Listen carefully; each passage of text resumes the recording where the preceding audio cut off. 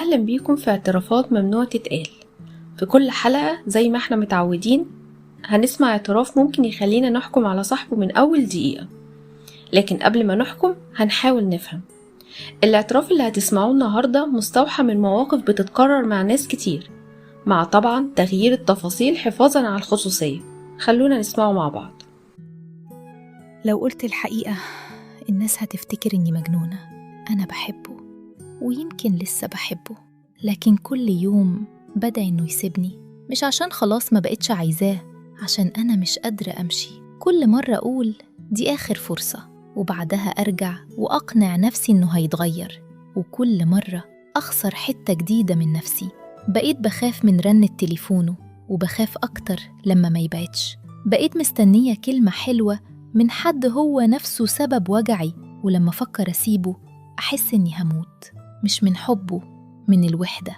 عشان كده بقيت بدعي هو اللي يمشي، عشان أبقى الضحية وما اضطرش أتحمل ذنب إني أنا اللي سبته.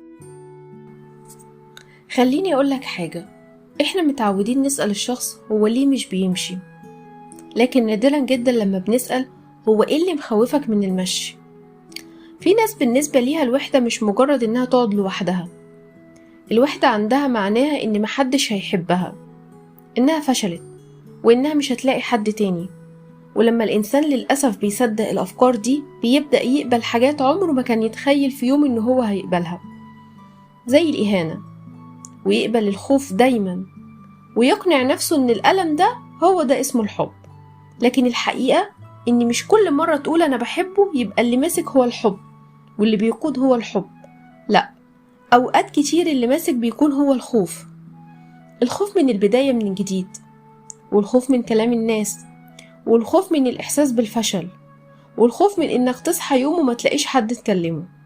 وعشان كده كل مرة تقول آخر مرة، ترجع تاني، لأنك مش بترجع للشخص، انت بترجع للإحساس بالأمان اللي نفسك تلاقيه. بس المشكلة إنك بتدور على أمان في نفس المكان اللي أخد منك سلامك، وأقصد هنا بسلامك سلامك النفسي. وده سبب إن الدايرة بتفضل تتكرر وما بتعرفش تخرج منها. لو فضلت مستني إن الشخص يتغير من غير ما تسأل نفسك أنا ليه خايف أسيبه، غالبا هتفضل في نفس الدوامة دي. لازم تعرف إن أول خطوة في التعافي إنك تعرف إن الألم مش دليل حب، وإن الوحدة رغم إنها موجعة إلا إن هي أرحم بكتير من علاقة كل يوم بتاخد منك جزء جديد.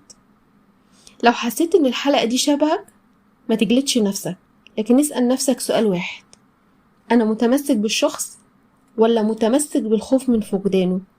لأن الفرق بين السؤالين ممكن يغير حياتك كلها.